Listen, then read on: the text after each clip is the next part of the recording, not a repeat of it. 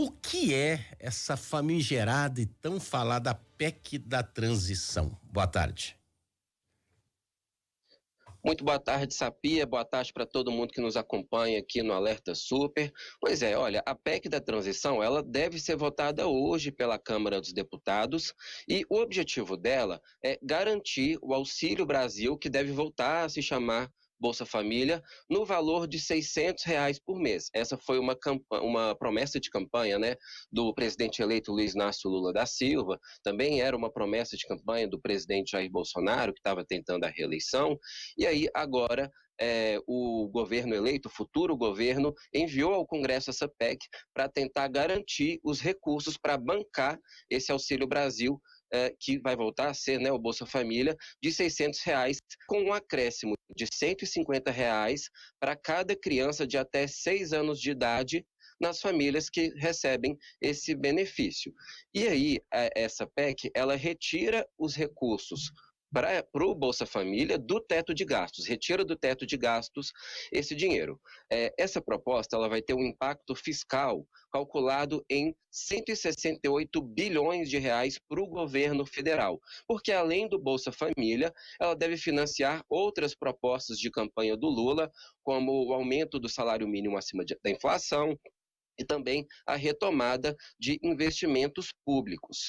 Só que é uma proposta que ainda causa muitas resistências entre os deputados e por isso ela deve passar por algumas mudanças na votação hoje aqui na Câmara.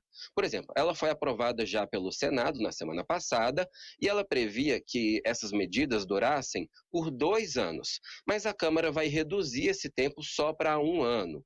E um outro ponto importante que os deputados vão acrescentar aqui é a nova divisão da verba que iria para as emendas de relator, que também ficaram conhecidas como o orçamento secreto, que foi derrubado pelo STF no julgamento que terminou ontem, foi declarado inconstitucional. No ano que vem, seriam 19 bilhões de reais para o orçamento secreto e agora esse dinheiro vai ser dividido. Metade vai para uso direto do governo federal e a outra metade vai para as emendas parlamentares individuais, em que os deputados e senadores fazem as indicações ali dos recursos de acordo com demandas que eles recebem. Com tudo isso, a votação deve acontecer só no período da noite aqui na Câmara, pode se estender até a madrugada. E aí, como esse texto vai passar por mudanças aqui pelos deputados, ele vai ter que voltar para o Senado, para ser votado de novo pelo Senado, e a ideia dos senadores é fazer isso hoje também, tudo hoje. Então vai ser um longo dia, uma longa noite aqui na Câmara para a votação dessa PEC, que tem como objetivo primário garantir esse Bolsa Família de R$ 600, mas aí no texto vem outros fatores aí, como essa novidade agora do dinheiro que seria do orçamento secreto. Ô Levi, só para o pessoal de casa poder entender, né? Eu sempre procuro explicar aqui para quem está nos assistindo ou está nos ouvindo, que esse chamado orçamento secreto contribuía muito para ações do governo, ou seja, só recebia a possibilidade de ter esse orçamento para dividir nas suas bases eleitorais as pessoas que votavam junto com o governo. Mas isso ficava na mão do presidente da Câmara dos Deputados, no caso hoje o Arthur Lira, e ao famoso centrão, né, que toma conta do Congresso, que é quem governa realmente o país.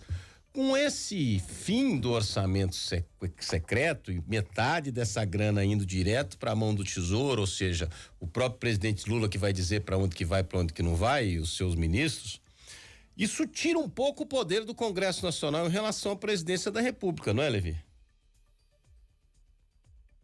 Exatamente, Sapia, tira principalmente o poder da mão da cúpula do Congresso, Sim. Sobretudo do presidente da Câmara dos Deputados, o Arthur Lira, porque o Lira, ele tinha nessas emendas de relator, né, que ficaram conhecidas como orçamento secreto, um instrumento ali de barganha, um instrumento de troca, até para conseguir apoio dos parlamentares aqui na Câmara dos Deputados para a base que ele tem aqui, já que ele é o presidente da Câmara, né, e ele vai ser candidato à reeleição à presidência em fevereiro agora de 2023, inclusive o próprio PT, né, do presidente eleito Lula, seu apoio ao Lira, ele tem também uma base forte ali de deputados que estavam, né, e ainda estão com o presidente Jair Bolsonaro. Enfim, ele tem bastante poder aqui na Câmara. Mas sem esse orçamento secreto, esse poder de barganha dele diminui, e aí pode ser que haja uma alteração nessas relações aqui de poder na Câmara dos Deputados. Mas, a princípio, ele segue muito poderoso, sim, segue muito, tendo muita influência sobre várias bancadas aqui da Câmara dos Deputados, só que essa situação nova aí vai ser um desafio para ele, né, nas relações aqui na Câmara dos Deputados. Qual que era a grande questão sobre o orçamento secreto? E por que ele recebeu esse apelido, né? Sim. Porque eram emendas que as informações sobre quais parlamentares indicavam essas emendas e para onde ia esse dinheiro, isso não ficava totalmente claro, não era totalmente transparente. Foi o que o Supremo Tribunal Federal apontou. Na semana passada, o Congresso até aprovou uma resolução aqui que tornava um pouco mais claros esses critérios, mas o Supremo entendeu que aquilo era insuficiente e que, por isso, essas emendas são inconstitucionais, acabou derrubando essa modalidade. Existem outros tipos de emendas parlamentares, mas que já são regulamentadas há muito mais tempo, e aí tem os critérios um pouco mais claros em relação a esse orçamento secreto que agora foi invalidado pelo STF. Maravilha, Levi Guimarães, direto de Brasília, com as informações da capital federal.